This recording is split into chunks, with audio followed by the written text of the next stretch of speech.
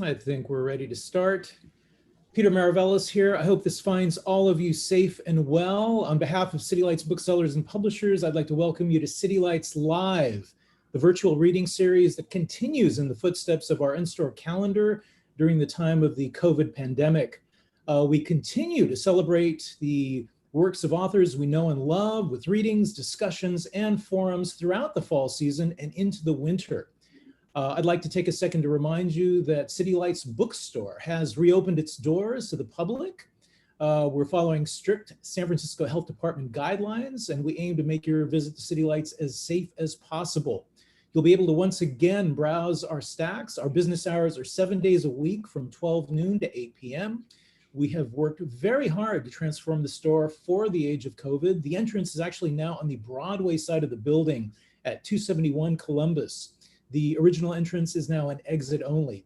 We do encourage everyone, please wear facial covering while visiting. We're making our efforts to keep things as safe as possible for everybody.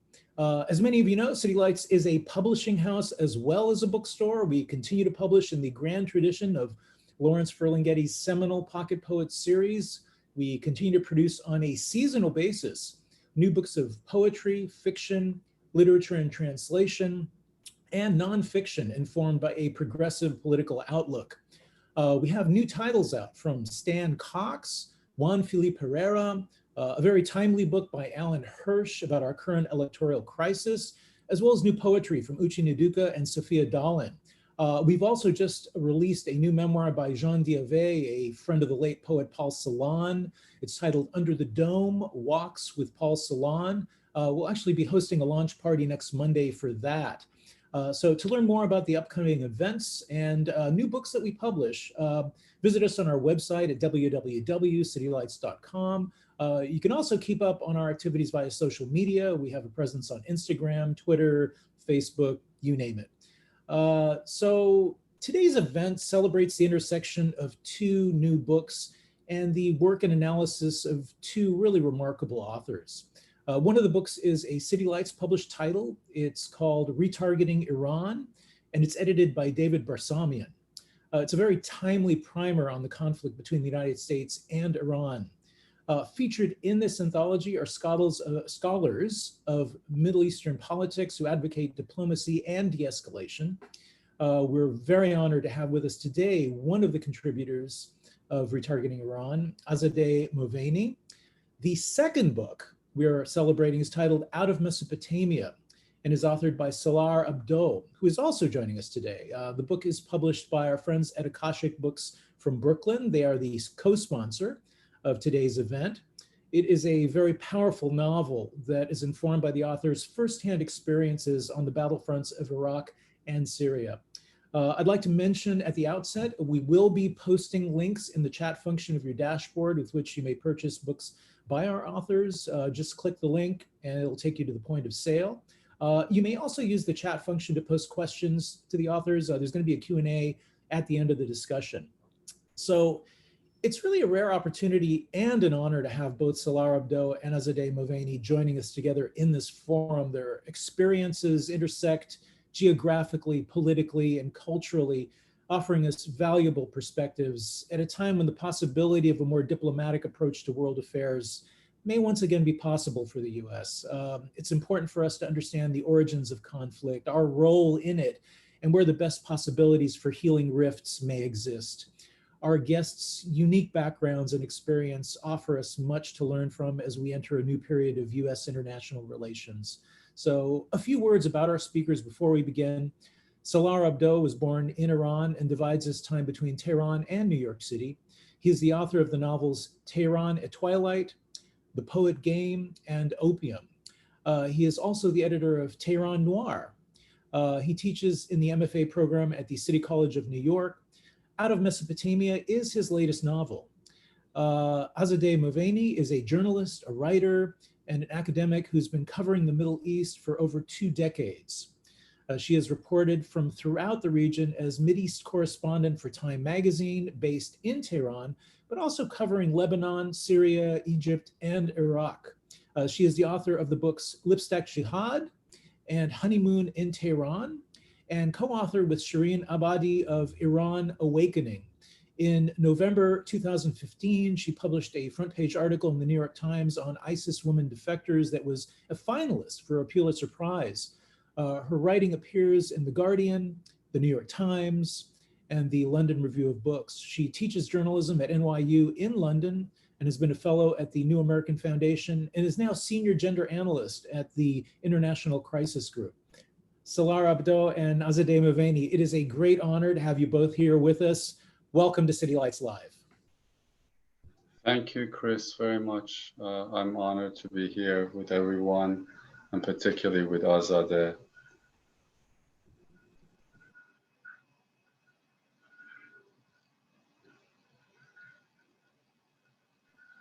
Oh, sorry, I thought I was muted. I'm being one of those awkward Zoom people. So thank you so much. It's an absolute delight to be here. City Lights is the sort of the first important bookstore of my memory growing up in Northern California. And I am so pleased to be able to speak with Salar about his book, which sort of arrived in my life and seemed to sort of offer a very beautiful and fictional reckoning with some themes and conflicts that I've been very closely working on in recent years as well. So I feel very close to the work, and I'm so excited to be talking about it. I thought that what we could do to sort of give you a sense of the prose and the book itself out of Mesopotamia, which I think anyone who knows the Arabic for Mesopotamia feels the resonance of the title, the land between the two rivers. So I thought we could start with Salar reading a bit from it, and then we'll sort of jump into our discussion. So Salar, if we can turn to you to read for us. Sure, thank you. Just to note that I also spent so many years of my life in Northern California, going to college there, and City Lights was, I was telling Chris, one of my old haunts. So it's really a pleasure to be back at this legendary bookstore. I'll read a little bit to you. I have to explain this every time I read. A mokeb, M-O-K-E-B, is a place that warriors, fighters, come back to sort of get some R&R, relax, eat, sleep perhaps, get coffee or tea, and then before they go back to the trenches or wherever. And our protagonist, that's where he spends much of his time. But there are different sorts of mokeb. There are ones that are quite close to the forward trenches, and there are ones that are in the back. So where he is in northern Iraq, this particular mokeb is very close, just a couple of kilometers from where the forward trench is. So, and the people of this mokeb oftentimes sort of get mixed with the fighters and end up engaging in battles as well. He's describing here, and in Iraq and Syria, but particularly in Iraq, there was a mix of, obviously there were a lot of Hashd al-Sha'bi Shiite militias fighting ISIS, and there were different Iranian units that were there. And our hero, it talks about three of these guys. They're all snipers, part of a sniper squad, whom he hangs out with, and he calls them the three magi. One night at the mokeb, while we prepared the morning breakfast for several men of the Ali Akbar brigade, who had asked for the favor of billeting them for a day or two, I dug into my notebook and recalled that I had only copied one single line from the Frenchman. A book is a large cemetery where on most tombs one can no longer read the faded names. Now as I write these words, I realize that there are so many lost names to a life that the best one can do is to simplify, to not fret the act of forgetting. The soldiers in a platoon might remember every tick and oddity that one of theirs carried, but a fellow in a mockup is lucky to remember his own name after enough time has passed, let alone the names of the dead.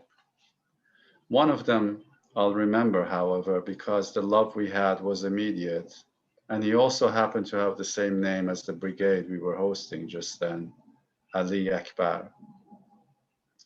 He came in one day for tea, his hand-me-down shirt ridiculous and dangerous in its oversizedness for a crack sniper. He was rail thin and his buddies like him were Iranians, volunteer dead guys.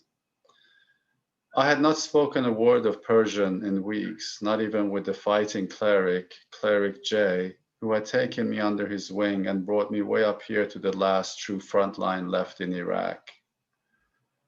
Those of us who wanted to fight on would have to move west, across the obsolete border back into Syria, and pretend we were still defending the holy places. We all knew it was no longer about that. It was about something else, something elemental having to do with adrenaline and revenge. I imagine hunters know something about it. We had been chased and at times humiliated, but now the tables had turned. Watch a man you finally caught and whom you know has killed a few dozen people, mostly civilians, just because he could, because even as recently as 1 week ago he could afford to be judge and executioner, and because he's a piece of shit. Then examine his eyes as he does not even try to protest his innocence because he knows that you know. See the way he goes limp inside of himself. Observe him carefully while the gone insane among you, and maybe the odd sadists turn up to beat the soles of this man's feet before they shoot him. And you'll also know never to dishonor a man beyond a certain edge. I don't know what that edge is, and I don't want to investigate too deeply. I just want to tell this story without the encumbrance of all the names that I have forgotten already, because they'll all die anyway. I served Ali Akbar and his 3 comrades, whom I'll call the 3 Magi, their tea, and we spoke long into the night. They were billeted less than half a click away with an Iraqi sniper squad. But unlike the Iraqis, they had some leisure to go AWOL now and then, stay out, even mess around with their ammo, leave stuff behind that the normal army structure would have chewed them alive for. Who else could do this but the Iranians, who didn't have to be here but came anyway in order to, quote, help their brothers? So the Iranians were humid. The locals were grateful. Even at the Moqab, they treated someone like me differently.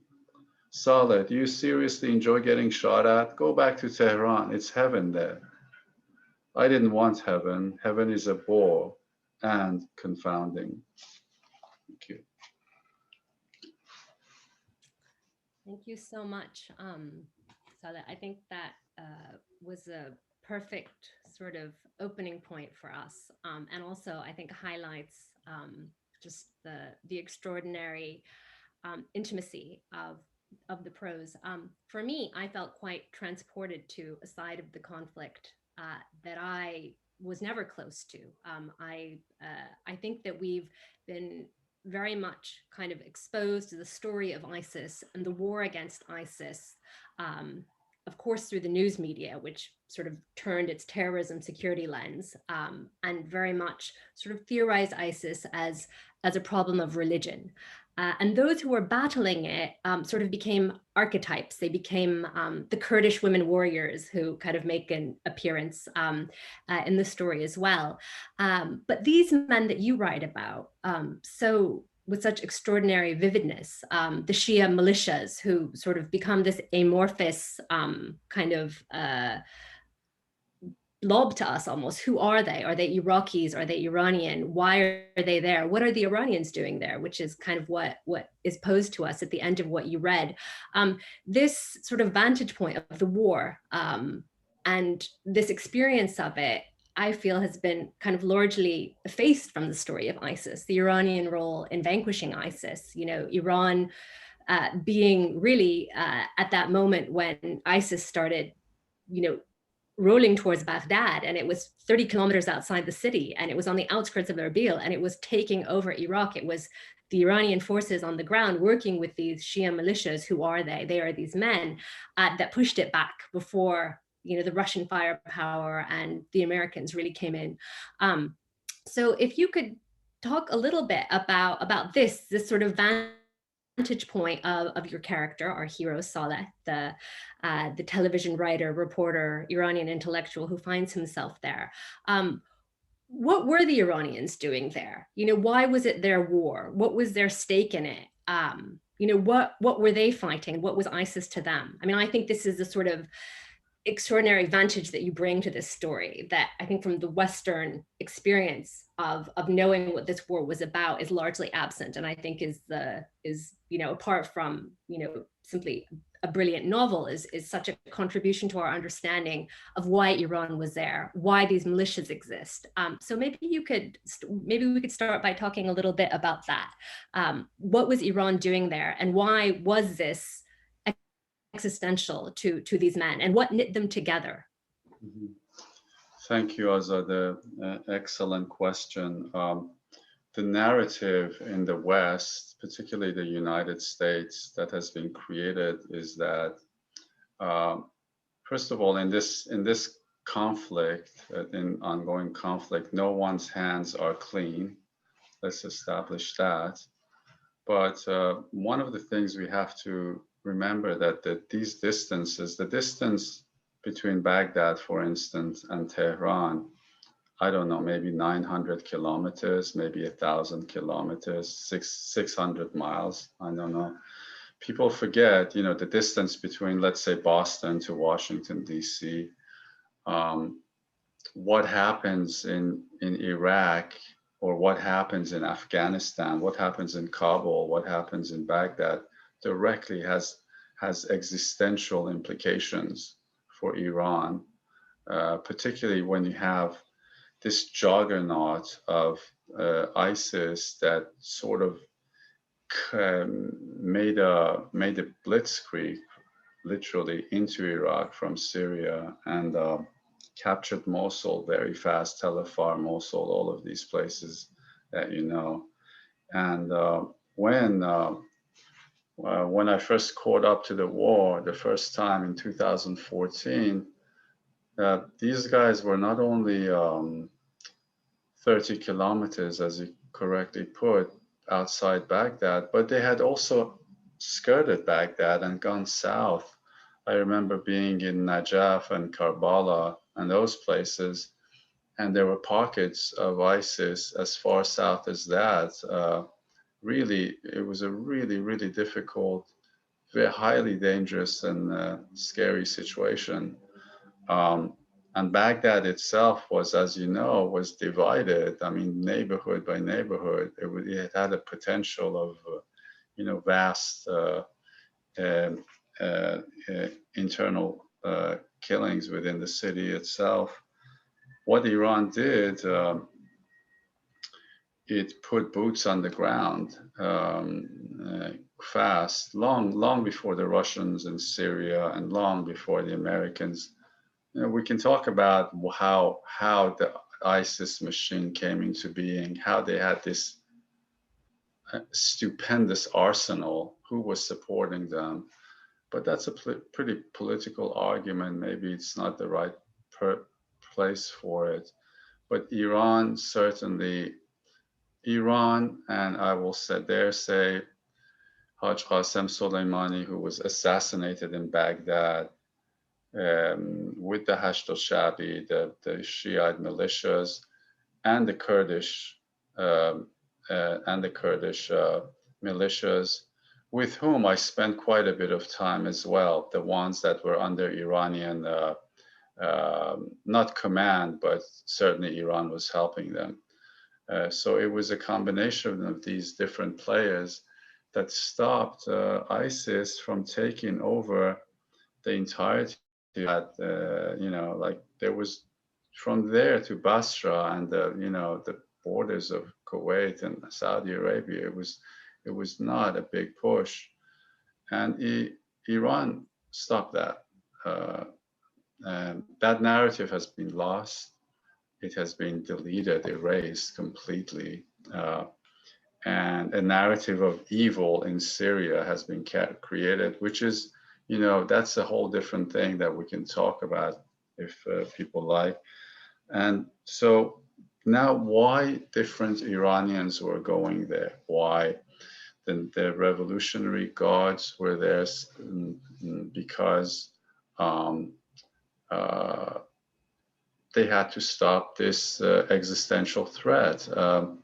ISIS, this basically holds Iran and held Iran and the Shiite population as its, people to be killed. I mean, I recall that at some point after the Battle of Jorf al-Sakhar, the first battle, which my partner covered, where ISIS started to get pushed back, by taking Jorf al-Sakhar back, we sort of cut them off from the road to Karbala. And I remember there was that Camp Spiker where they slaughtered some, I don't remember the exact numbers, 1,600 or so. It was brutality on a scale that's really unspeakable. I have my partner recorded. The New York Times at the time, somebody had written that they spoke to the sole survivor. Now, we had been speaking to 5 or 6 survivors already, but it didn't go anywhere. But the things they described that were done to these people were just really unimaginable. And so the Revolutionary Guards were there with their system. But also a lot of Iranians, a lot of young and older Iranians felt the call to come to Iraq to defend the holy places of Iraq, because they were being desecrated by ISIS, just as they desecrated Palmyra in Syria and pre-Islamic edifices in let's say Mosul and other places. They were desecrating Shiite, and these people felt that they cannot get to the Zainab Shrine, for instance, in Damascus, or to Imam Hussein's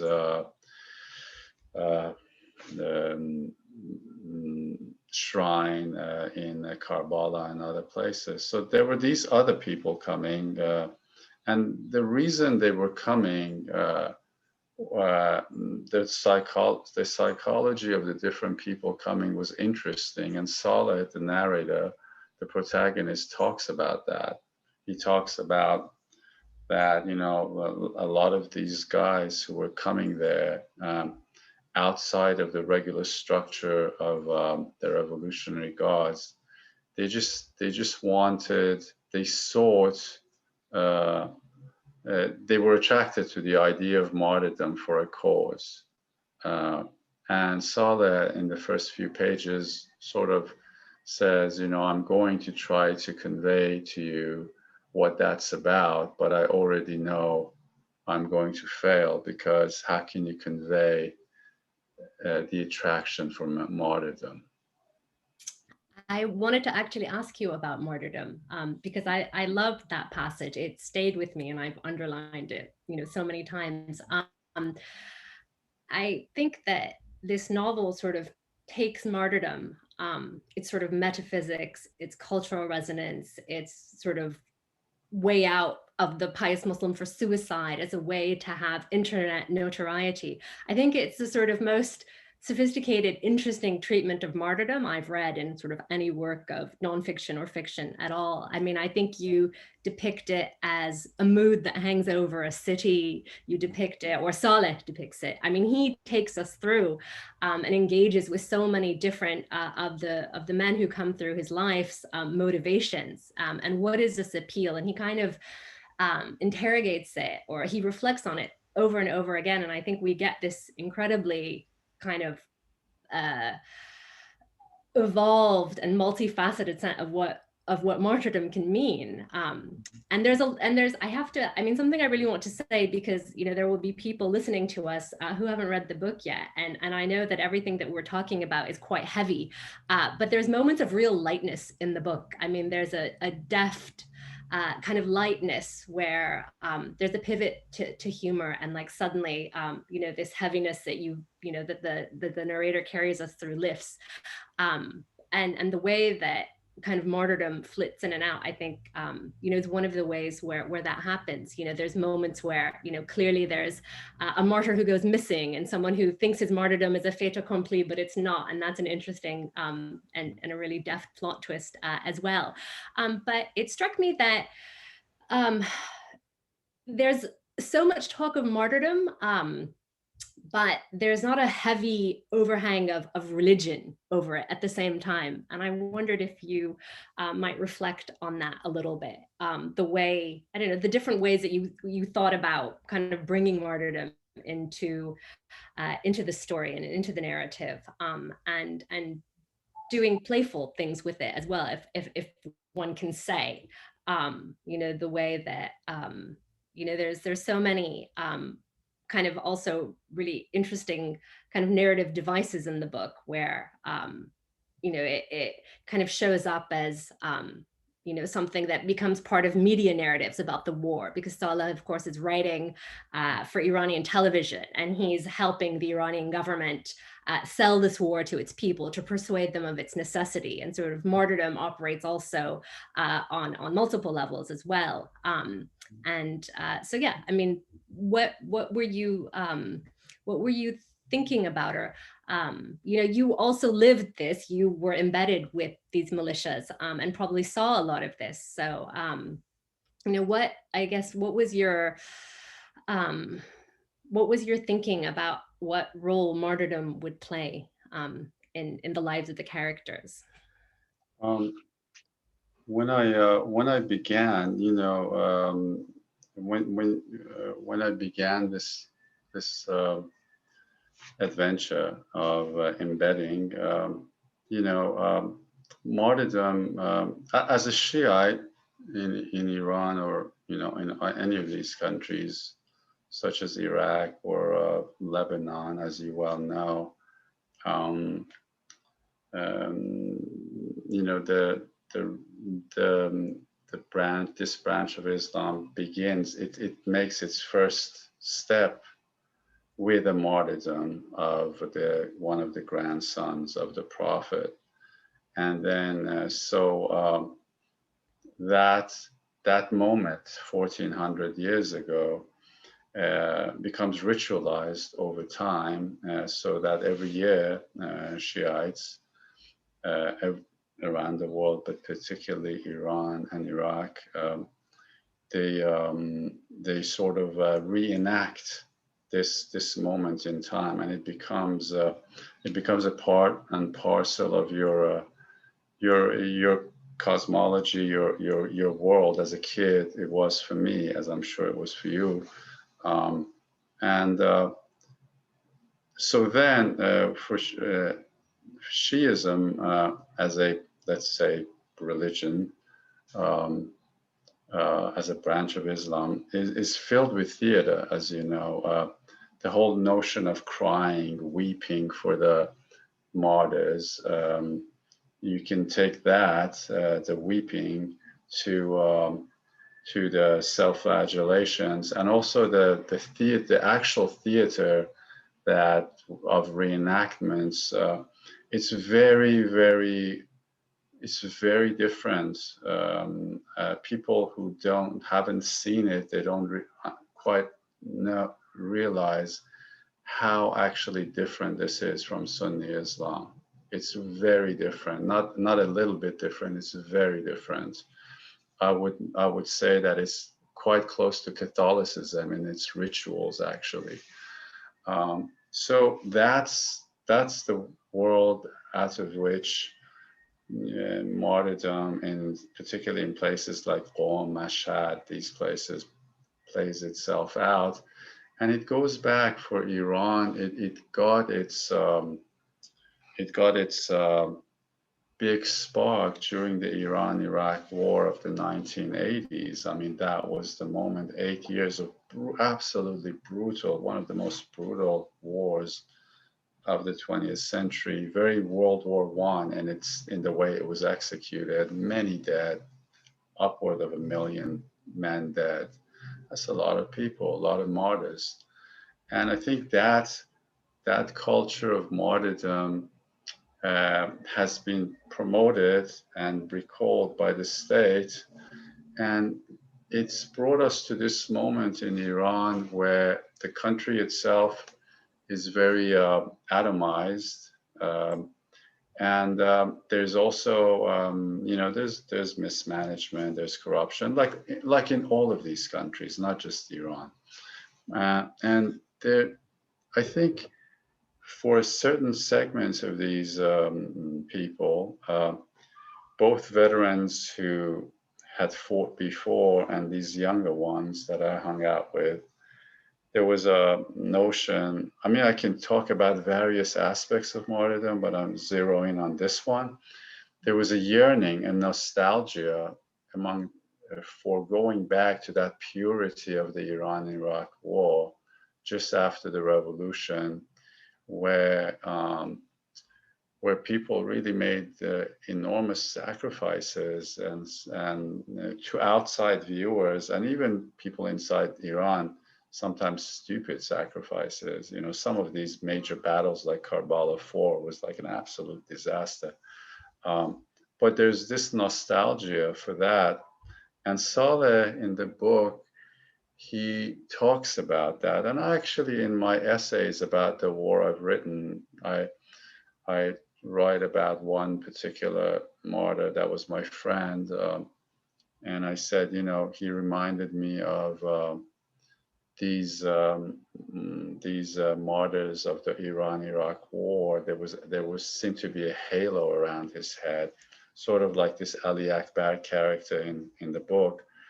And Saleh talks about, after a while, this whole the language of martyrdom becomes, in the trenches and in the mokebs, that martyrdom becomes its own particular language, and you cannot get out of it. In the similar fashion, where in Iran, the language and culture of hero worship becomes the established order.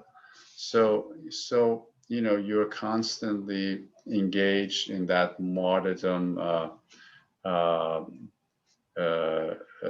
vocabulary, and it changes the way you actually think, so that the moment somebody is killed, you don't sort of lose it. Like in the West, when your comrade gets killed, there are very specific scenarios. You'll see it in documentaries. Over there's like a resignation and almost this stoic reaction. It doesn't mean you're not traumatized. It doesn't mean you're not sad, but you just sort of pick up and move on, because that's the language you've been. You cannot suddenly change your language. You cannot suddenly, become other than that which you've been speaking. And so it permeates the trenches, it permeates the cities. And as you drive down these convoys up and down the country, and you see these posters of the martyrs, and it's not just in Iraq, as you know, Syria, Lebanon, Iran itself, all of these countries where it sort of becomes a part of your whole universe. And even if you don't quite believe it, you engage in it, because you don't have to believe in every ritual in order to engage in it. And that's what Saleh does. Saleh comes back every time he comes back from the war, he likes to, he drinks, And, he says in the beginning of the novel, the more I drank, the more I prayed. I mean, that's actually a very typical thing to do. I think that sort of opening up of the cultural, yes, like the way that martyrdom can permeate or impose itself and becomes a language, I think is incredibly compelling. I hadn't really ever quite thought of it that way before. I mean, you can have doubt and still, feel your body respond to, the idea of martyrdom. It reminded me of even in Northeast Syria, which is, right now administered by the Syrian Kurdish Democratic Forces, and they're ostensibly secular. They have a secular autonomous region, and they believe in, Abdullah Öcalan, and they're kind of Marxists, but they have martyrs. And the Kurdish women who fought ISIS, you'll drive past and see, blonde hair, makeup, but she's a martyr, and she's called a martyr, and it says martyr up there. So even we cannot escape it. You can have a whole society built around a model of sort of Marxist communalism, and still the way to mourn or find meaning in sacrifice to this project is martyrdom. So in a way, I think the way that you portray being locked into that as a sort of a language or a symbolism or a cosmology, I thought was extraordinary. Gosh, how quickly time has passed. I'm going to ask you one more question before, I'm sure there seems to be lots of questions. I want to ask you two things. One is about the relationship that Saleh has with his sort of Iranian state government sort of minder, or sort of the man who looks after him in the world of Iranian intelligence. It's quite an important relationship in the book, and Saleh describes it. Sometimes he has literary interrogations, and they're sort of talking about books, but Saleh is being probed about other things and where he's gone, and why he crossed the border from Iraq into Syria. And he says, but it's the same war, it's the same enemy. Why are you so exercised about this border? And he says, well, there are rules of engagement and you cross this line. But then they start spending a lot of time talking about Proust, because this is also, I think I'm not giving anything away. There's a buried copy of Proust that Saleh finds and carries back with him. And this is sort of detected. And this becomes a kind of way for them to talk to each other about things that are difficult to talk about, which I thought was wonderful, because there's a sort of very Persian opacity in their conversation. They're relying on metaphor, but French Proustian metaphor. And, I thought, in a way that sort of comes in, and it's a way for Saleh, it seemed to me, to kind of convey, I don't know, the fragmentation of his consciousness. He's moving back and forth between this Tehran, and Tehran is a character, and I think it will always be a character, perhaps in anything you write, but this world where he goes back and there's, the country is broke and it's suffocating under sanctions, but it's also, you write, bursting with art galleries and art shows, and there's this quite vibrant intellectual life. And then, he goes back to the front, and he goes back to the men. And he carries his phone throughout, and every now and then he checks it to see how the Westerners are documenting, what he's living through. And this kind of, I guess, fragmented consciousness seems to be conveyed partly through these snatches of translation and the act of translation, and speaking about these books with his interrogator. So I just wanted to ask about that relationship that they have, or the book that they both keep going back to, and what is their dynamic ultimately? Are they foes? Are they on the same side? And what is the book to both of them? Great question. In the West, when someone is told that so and so was interrogated, the image we have of that can be solely harsh, like they were interrogated, perhaps they were tortured, psychologically traumatized. But in a culture or in a society where interrogation is sort of, or censorship, um, is sort of a part of the quotidian, everyday life, uh, people learn to negotiate it in their own personal ways, which is not necessarily a good thing, but it is what it is. Like you learn to live with it, and you also learn to make fun of it. And so, with I think I told you,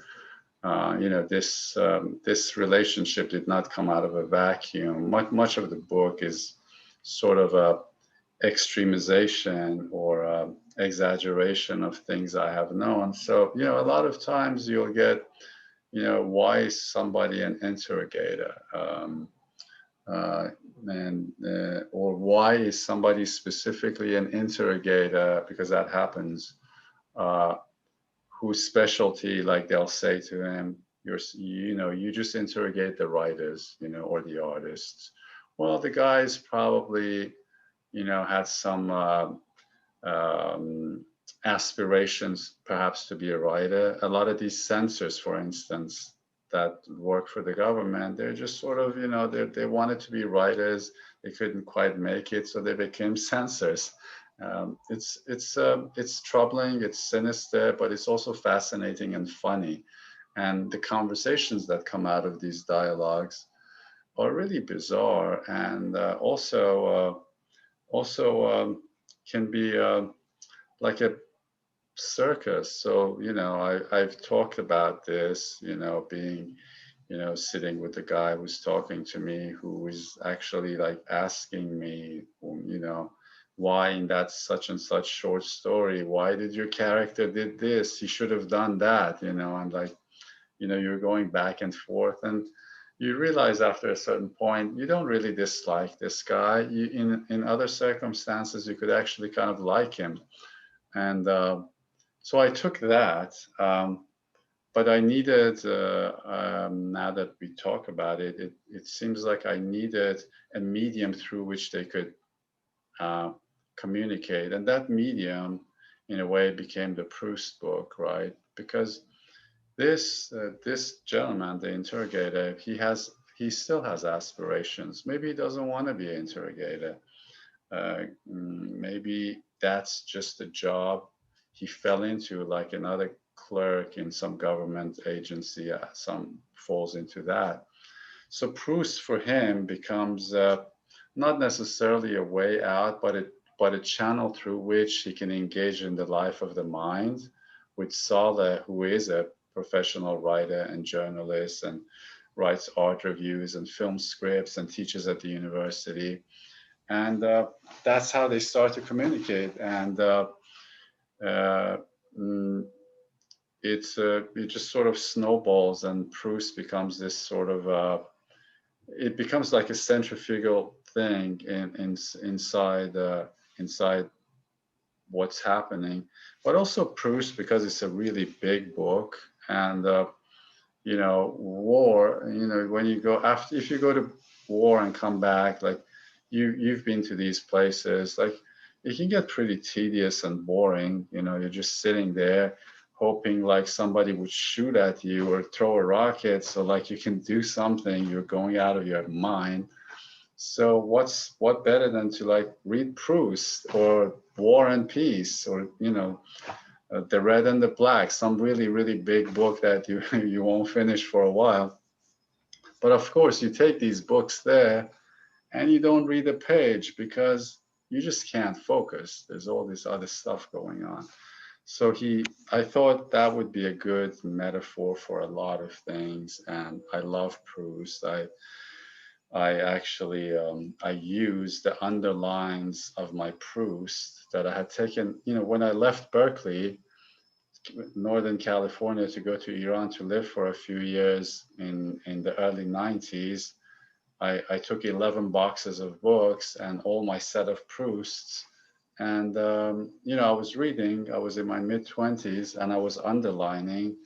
And like years later, decades later, I actually used those underlines to put them in the mouth of the text messages of the interrogator. And it was kind of cool.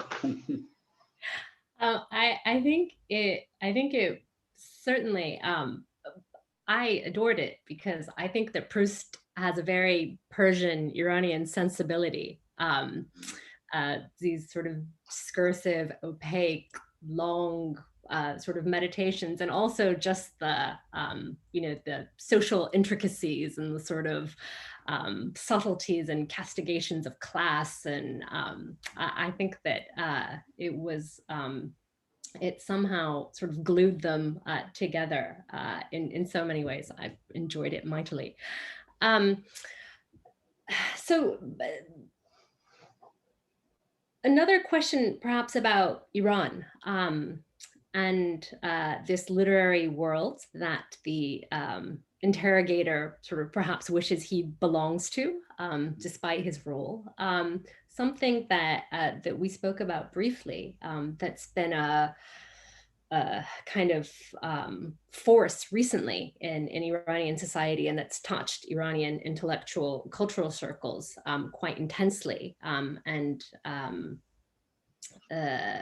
of resonates with some of the, Chris has asked a question about some of my writing in the ReTargeting Iran book about generational differences between women's activists and within the Iranian women's movement. But I thought perhaps we could talk a little bit because you're just back from Iran and you've watched this unfold, the Iranian Me Too movement, and whether it's polarized feminists or activists, and how it's evolved in Iran. I mean, what form has it taken?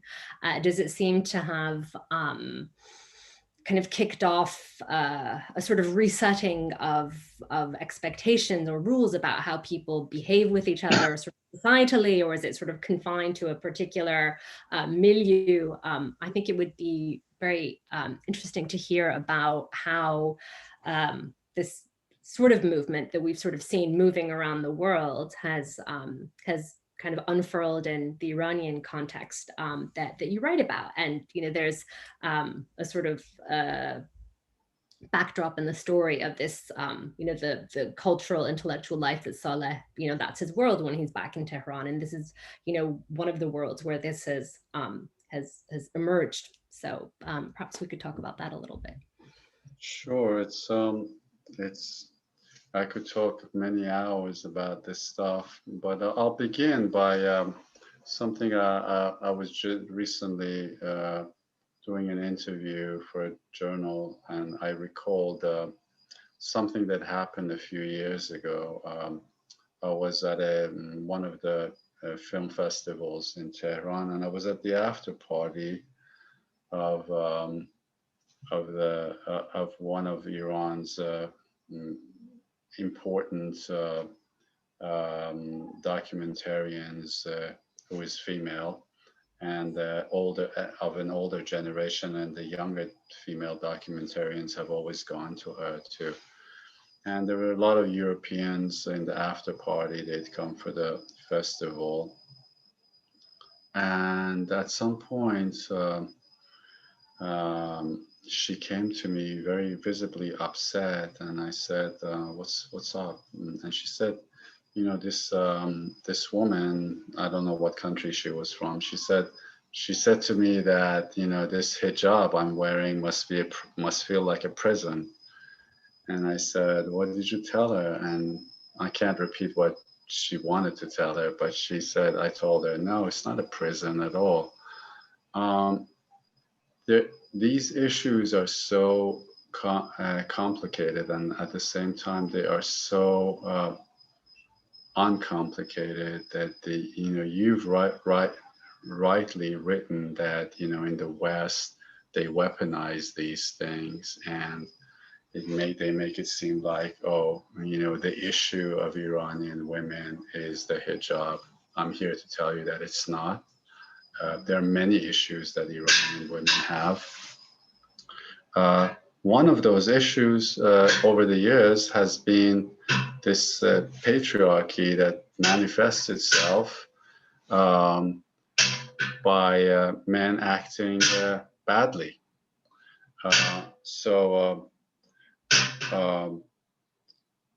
what happened with the Me Too movement was that as it started to make its round around the globe, it made its way into Iran in the summer very poignantly and acutely in a way that perhaps was unexpected. And, you know, we all wondered why.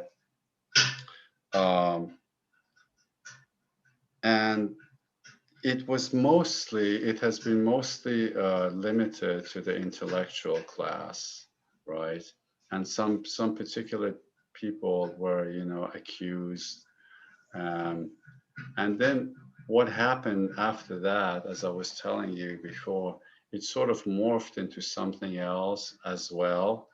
Like some of the justified accusations became tit for tat on social media like Instagram, where you know the accusations were very very thin, but what it showed to me, this whole scenario, what it showed to me was that there is a rage, and there's a simmering, you know, there is a rage beneath the surface, because I think in recent years all movements in Iran have been, you know, sort of neutralized in recent years.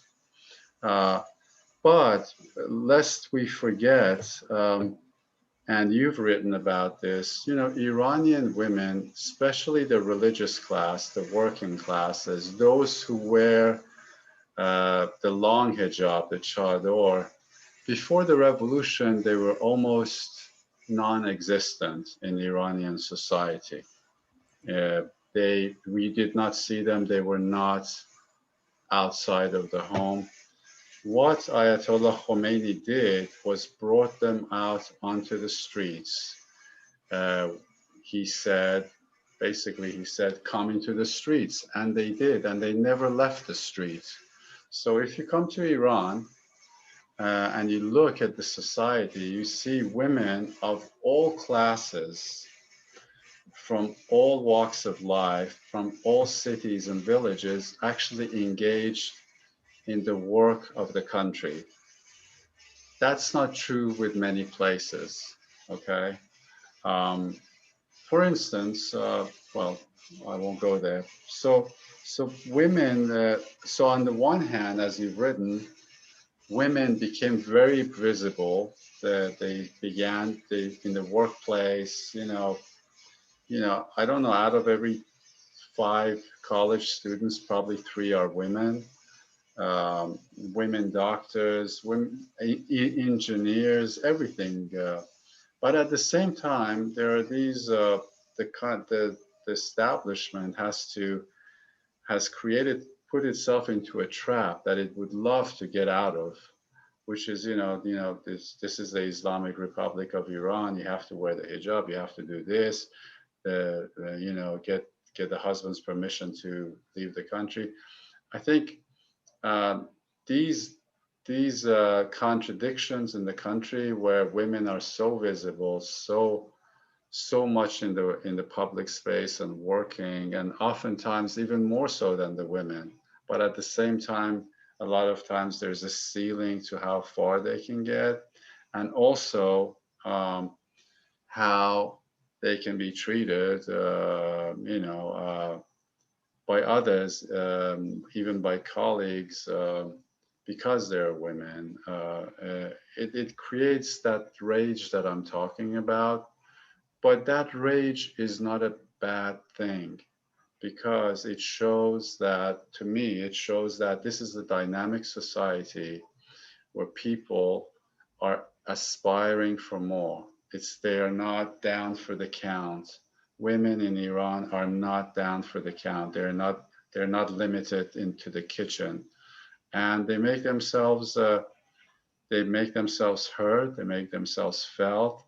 And this Me Too movement, some of its more dubious manifestations, especially from the late summer until now. I mean, some stuff happened on Instagram that was pretty awful, and some of it was very justified. It all shows me that this is a very dynamic society where some of the traps that the Islamic Republic has created for itself and it can't get out of is creating this rage, which every once in a while tries to channel out, and at some point it will. Iran is working through its issues, as you well know, and it needs to work through its issues by itself. It doesn't need opposition TV. It doesn't need BBC Persian or Voice of America or Iran International to tell people what to do. Iranians themselves are working through this, and sometimes in nasty ways, like any country, like the United States. I think that's absolutely right. The rage being an indication of the right kind of high expectations and determination. Yes. And something that, it's a theme that comes out in our ReTargeting Iran book. And I think the Me Too movement and the kind of frustration that you're describing of some of the limitations that I think are being pushed back against, or this, frustration at there being these strictures still. It's so unfortunate the way that, the politics of the Trump administration and the reimposition of economic sanctions on Iran have specifically impacted women. I mean, I think we hear, a little bit about sanctions and, it's cutting Iran off from humanitarian medicines, and Iran can't import things medically that it needs, especially as it experiences COVID. But of course, there's a whole other side of what happens when you choke off a country of 80 million people, a society in which women are, as you say, the majority of college students who come out looking for jobs. When that country can't trade with the world, and when European companies and firms can't come and set up their shops in Tehran and in different cities and send their offices and open satellites, that kind of having to work in a sort of more globalized professional setting is so important to Iranian women, because it's in those places where they can find a lot more kind of avenues to coming up into management. There are often better professional workplaces for women. They will often have kind of guidelines about sexual harassment, and that will then encourage, and it was, as European firms were going into Iran, Iranian firms were saying, oh, look, like quite competitive women are preferring to work for them because they find the workplace safer. They find it less unpleasant in terms of gender relations. And so Iranian companies were starting to put together their own gender and sexual harassment guidelines. And that was kind of going to lift everyone up. It was going to evolve workplace culture. But, we know the story of what happened when, the Trump administration pulled out of the nuclear deal and reimposed these secondary sanctions. And basically, all of these global companies that were setting up shop and that would have changed over time, exactly the kind of expectations and mores of the Iranian workplace, all packed up and went home.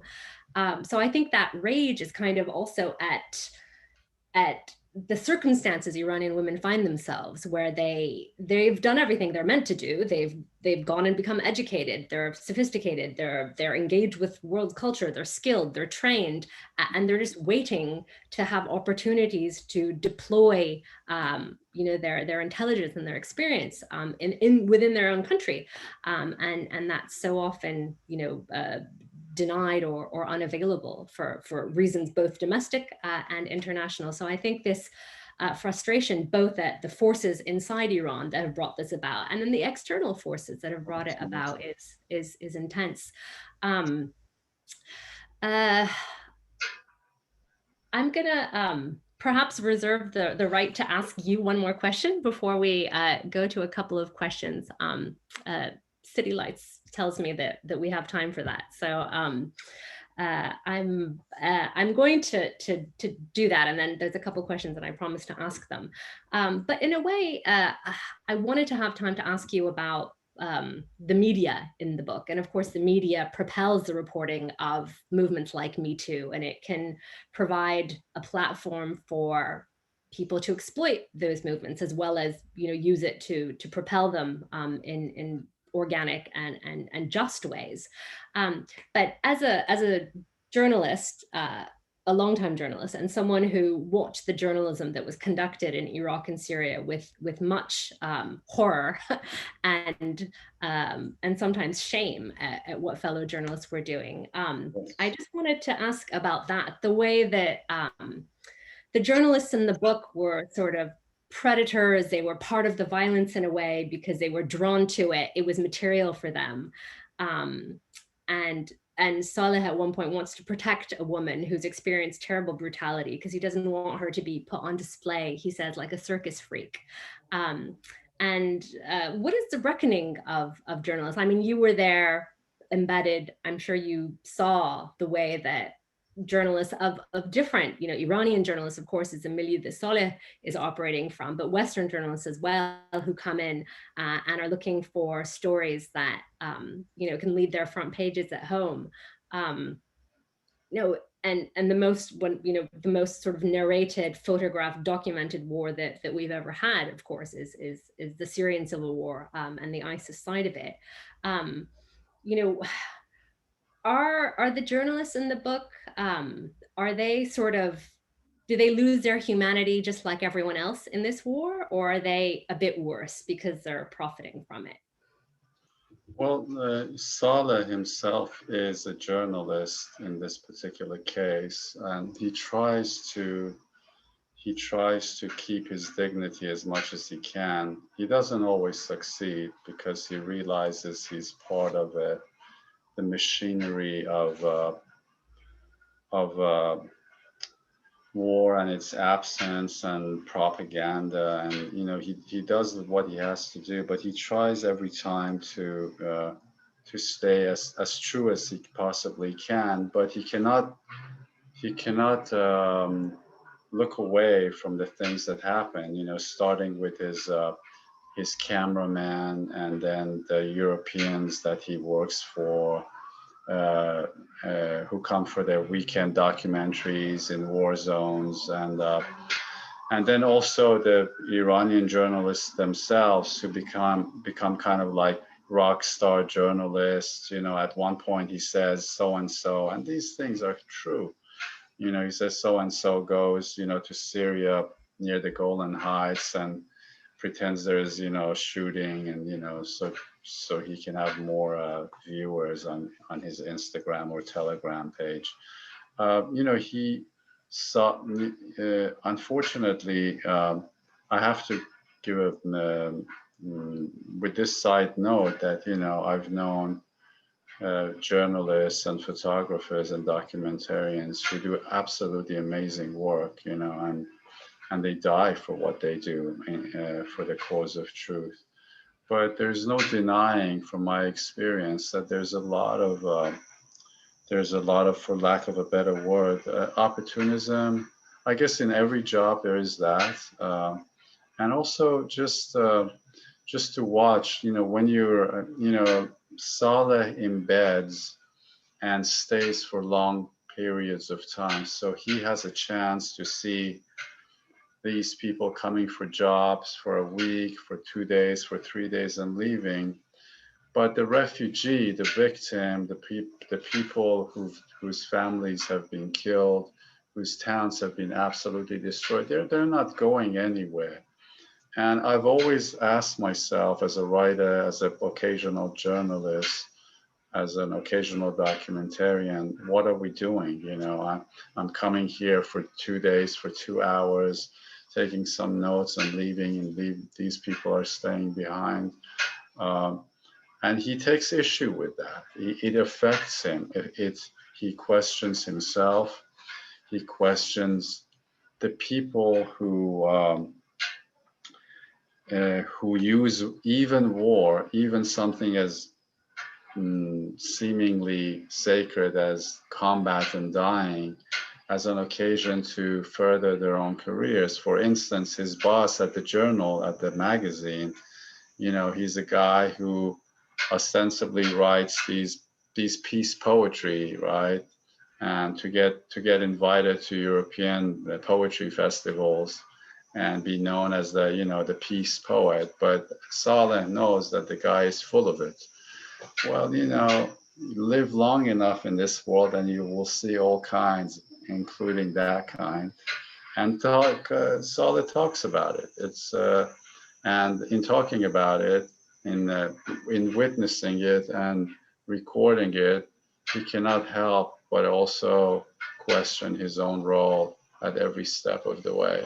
So it's a mixed thing with journalism. You're a journalist, you know exactly what I'm talking about, and you perfectly put it. I mean, what happened with some of the reportage of these long wars is disgraceful. You know, that I have no other word for it. Um, but you are also right that we lost friends and colleagues who were doing Great work, who great were doing work.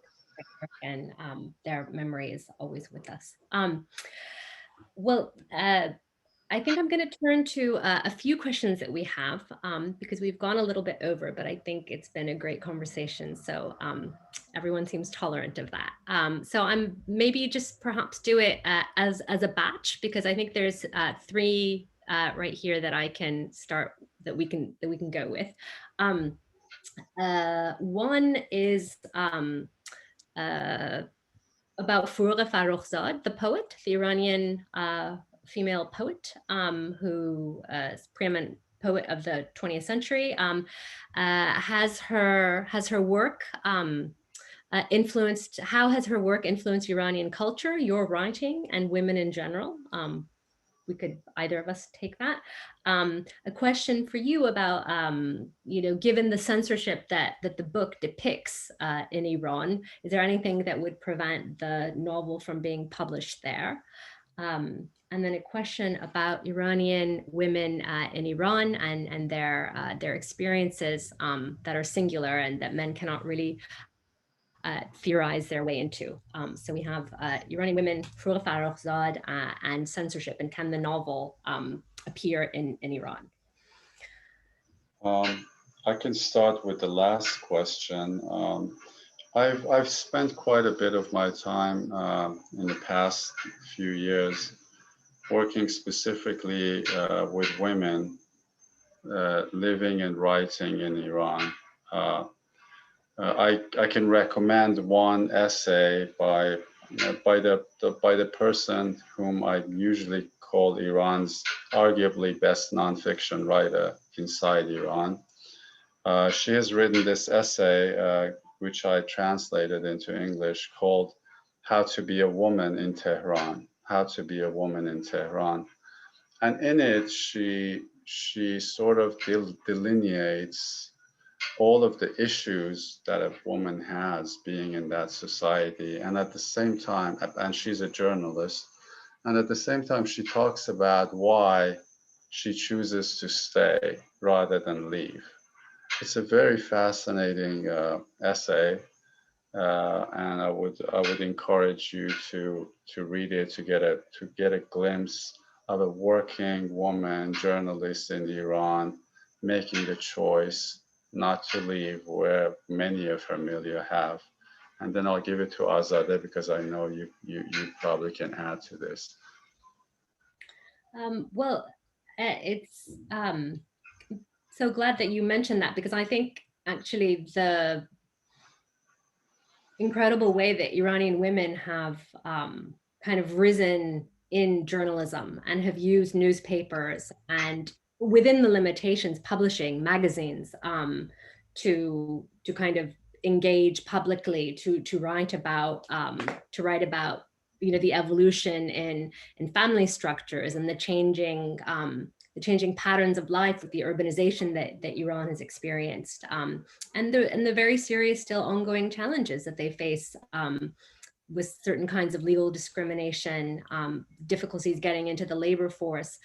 So it's the sort of the sphere of journalism in Iran is it's quite striking. I don't know about, I can't think of anywhere else in the region that I've worked in where women journalists and women's publications are so vibrant and sort of part of the public debate about everything, as well as women's issues. I mean, I suppose the one thing that perhaps I would sort of the point that I would make is that despite all of the Iranian women's movement's struggles, particularly in recent years, it remains alive, and it hasn't gone completely dormant. I think Iranian women have found, they will move and find spaces where they can work and be active. Certain types of rights become too sensitive to work on, so they move to different spheres. Maybe it's sexual harassment on the subway in Tehran, or perhaps it's something else. But they've been very both resilient and innovative, and I think finding and moving around the restrictions to find new spaces to work in. And I think something that's really damaged them is the particular way in which the Trump administration has taken up their cause. Secretary Pompeo has tweeted about Iranian women more than I think any other country's women in the whole of his tenure. And really, the sort of campaign of economic strangulation of Iran has invoked women throughout. Iranian women are protesting against, this evil regime. And this has been really damaging for Iranian women activists, because it's securitized their activism. It's sort of linked it to this US sort of instigated campaign of sabotage and economic warfare. And already they're up against, deep-seated political and social forces that don't like what they're doing. They don't want them to demand more and to challenge certain laws, and they're up against a patriarchal society with a quite strong political establishment behind it. So linking all of that to the Trump politics regime change movement for Iran has been very damaging. I think it's really kind of altered the horizons for the women's movement. Absolutely, you're very right about that. Absolutely.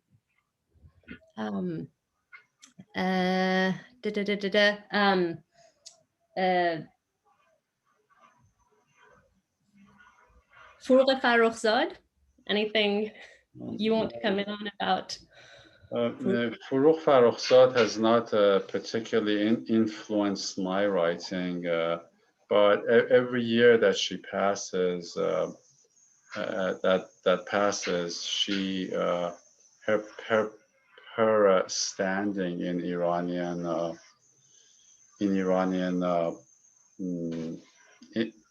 imagination grows for very good reasons, for all of the things she wrote and did and represented. So I think she continues to influence a vast number of people, not just in Iran, in Afghanistan and other places. But she hasn't particularly, influenced my work, but I appreciate what she did greatly. Yes, I would say very much the same.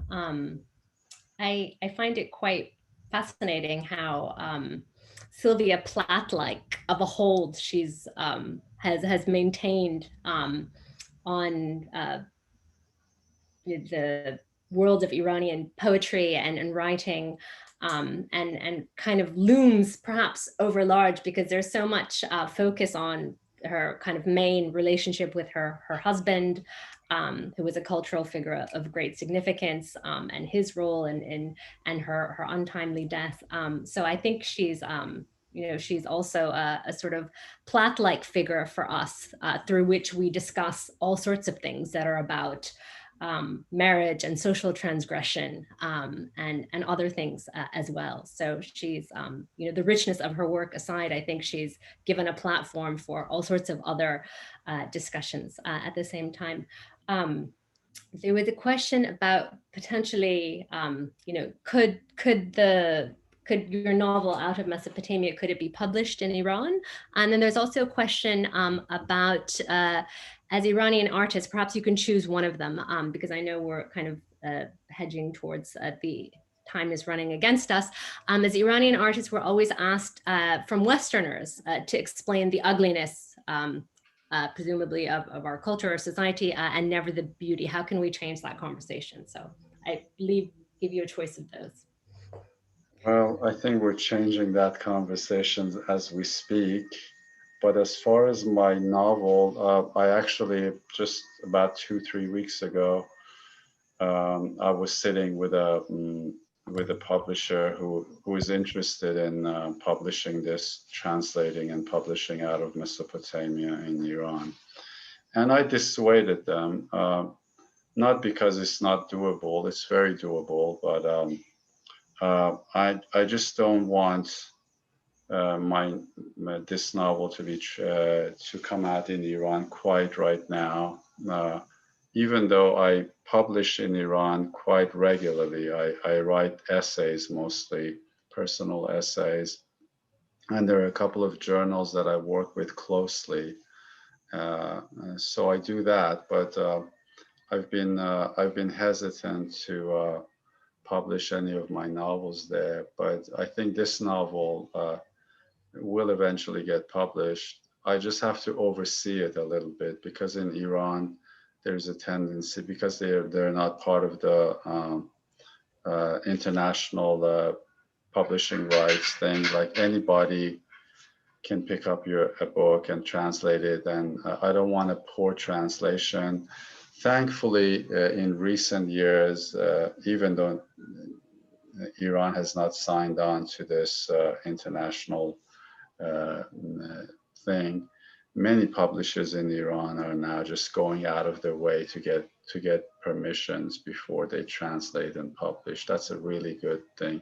And I must say that many of them are run and owned by women. Yes, indeed. They are, and hopefully more and more will be published, because there's such a massive appetite. I'll leave us on this interesting fact that I stumbled across. When Michelle Obama put out her memoir, there were 21 different publishing houses in Iran that published it. So 21 rival translations. So what a voracious appetite for reading about the world and women's stories as well. So I think we're meant to end here. Please, everyone, if you've enjoyed the conversation, please buy our books. Buy them from City Lights if you can.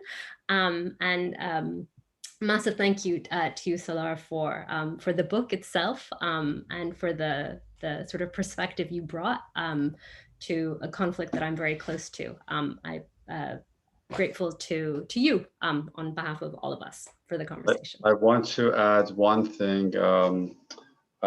Azadeh's last book about the women of ISIS, a guest house for widows, correct? Is one of the best nonfiction books that I have read in the last decade. If you have not read it, I highly suggest it.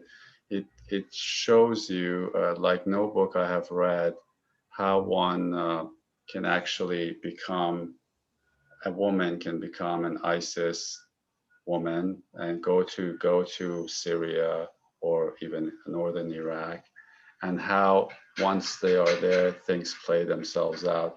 It's an incredible work of research and really hard-nosed investigative reporting and just patience. I highly recommend it. I was telling her earlier that her book actually taught me why I did some of the things I did in order to write my book. So I'm really grateful to Azadeh. She's an incredible journalist and writer. Thank you so much. That's so kind of you, and all of those feelings are completely mutual. I wish we had known each other while we were writing our books. We could have shared notes and cross paths in Erbil, but our books, I think, are in conversation as well. So I'm glad that they're talking and that we've had a chance to talk. Thank you, Chris and City Lights and the audience. I'm really grateful. And I see a few names that I know there. So hello to you. And I guess that's it. Okay. Yeah, I really thank you on behalf of City Lights, Azadeh, Salar. Also a big shout out to Ibrahim and our friends over at Akashic Books for all their efforts in making today happen. I'd like to encourage everybody, please do purchase copies of the books. I have posted links in the chat function. Both Akashic and City Lights can use your support. It's been rough going through the COVID pandemic. Each book sale really does help support indie publishing and book selling. I'd also like to let all of you know, we're going to be rebroadcasting today's event on YouTube. If you know anyone who missed the event, you'll be able to kind of check it out. Also, if you'd like to just watch it again, just for your own purposes, we'll be posting the address on our social media pages. Those of you who participated today, you'll also be getting an email. So please visit us on Facebook, on Twitter, on Instagram. Stay safe, be well. We look forward to seeing you all again very soon.